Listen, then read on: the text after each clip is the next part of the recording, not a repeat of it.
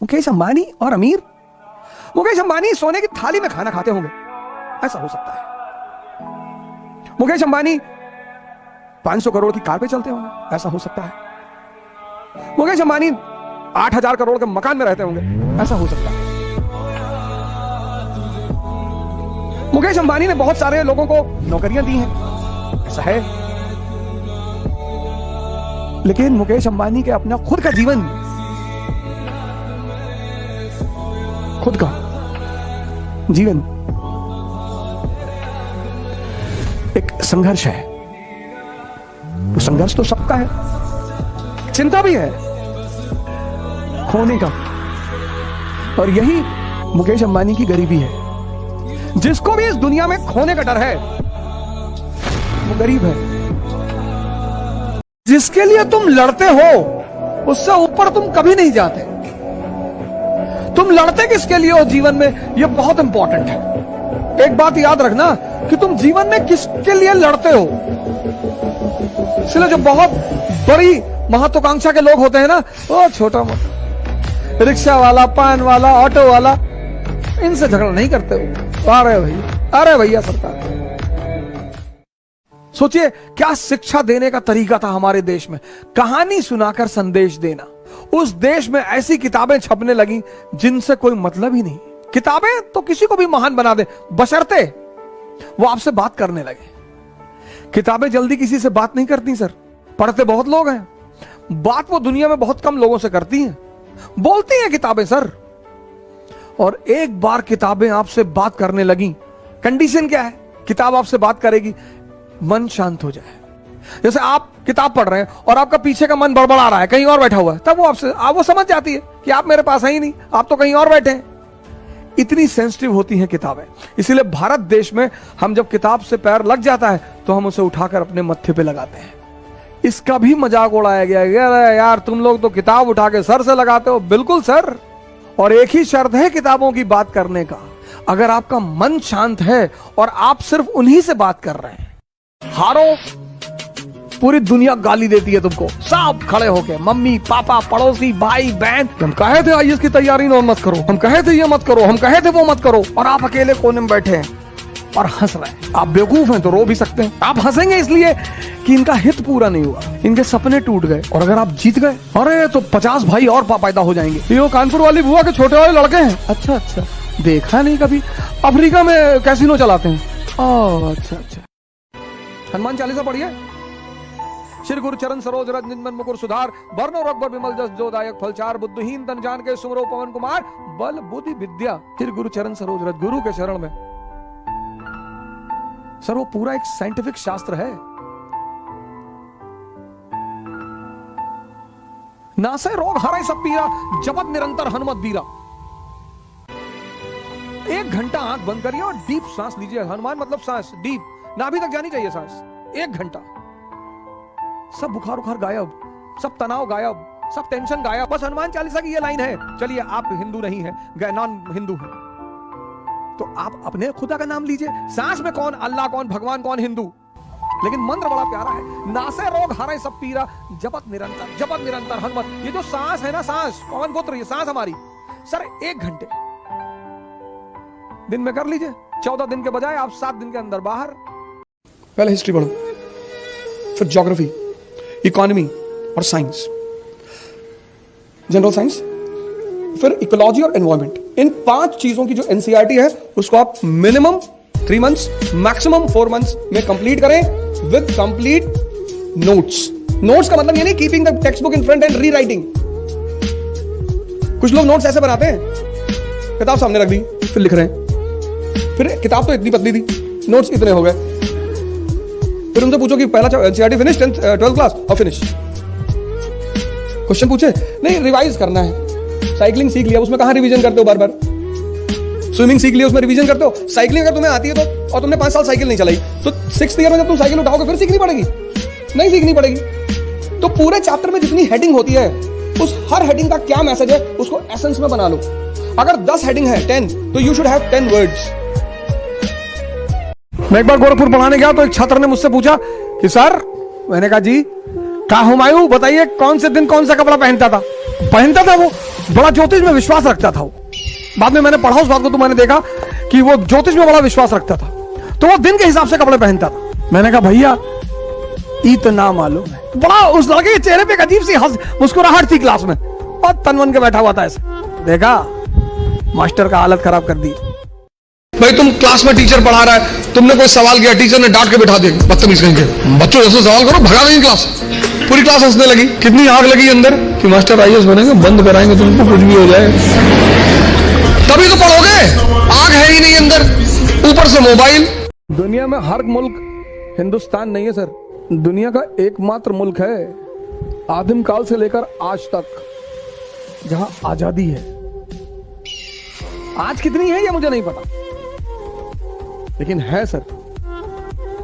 कबीर दास जी बनारस में बैठते थे, बनारस में ब्राह्मणों का गढ़, और वहां कहते थे पाथर पूजे हर मिले तो मैं पूजू पहाड़। किसी ने कुछ कहा है? और ताते तो चकिया भली पीस खाए संसार, मारा ही नहीं किसी ने, गाली नहीं दिया। आप अंदाजा लगा सकते हैं इस देश की महानता का।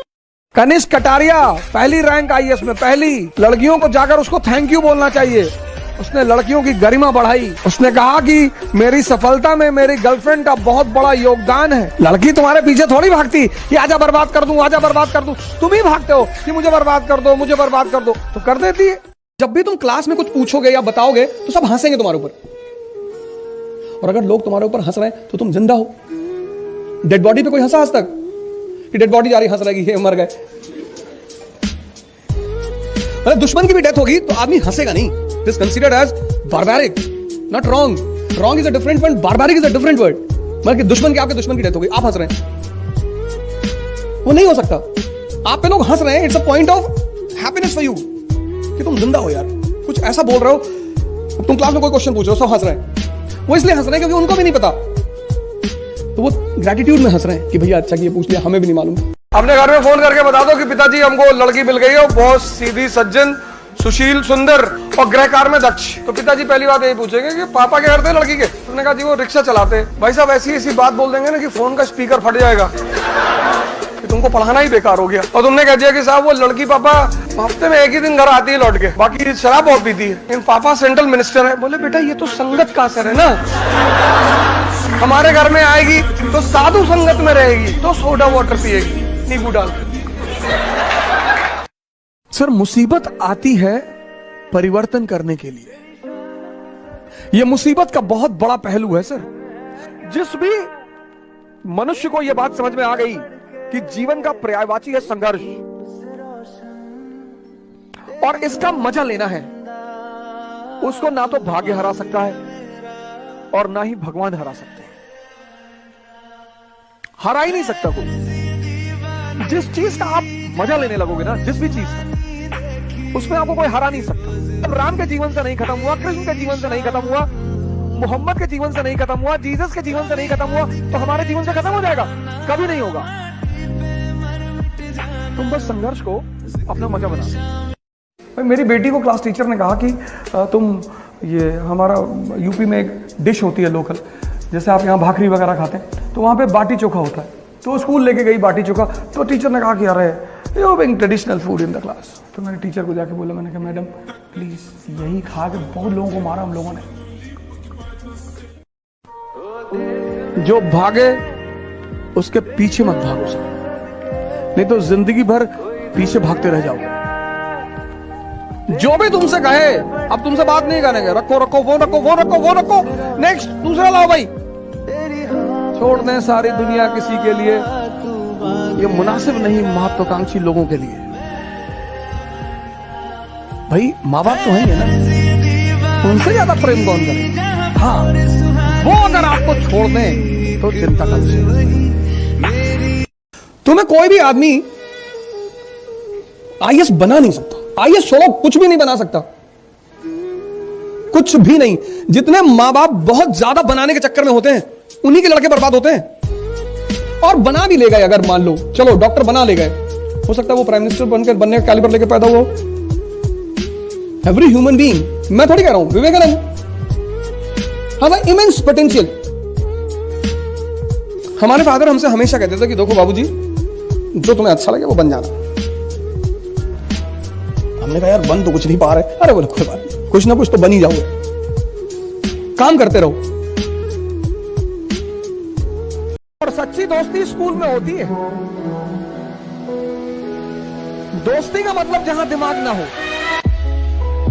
तो नर्सरी से 10th तक का जो दोस्ती अगर बन गई तो बन गई। एक बार दिमाग पैदा हुआ तो हितों पर संबंध बनते हैं और खत्म होते हैं। सब लोगों ने कहा कि सर आज मैच चल रहा है और मैच में सेशन नहीं होना चाहिए। वो तो खेल रहे हैं, उन्हें पैसा मिल रहा है, आप देख रहे हो, आपको क्या मिल रहा है। बस यही डिफरेंस है एरिस्टोक्रेसी और कॉमन मैन में। अच्छी बात है, मैचेस तो जिंदगी भर चलेंगे, कयामत तक चलते रहेंगे मैचेस।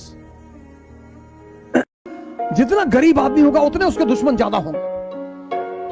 तिवारी के घर गए ना, पानी नहीं पूछिन,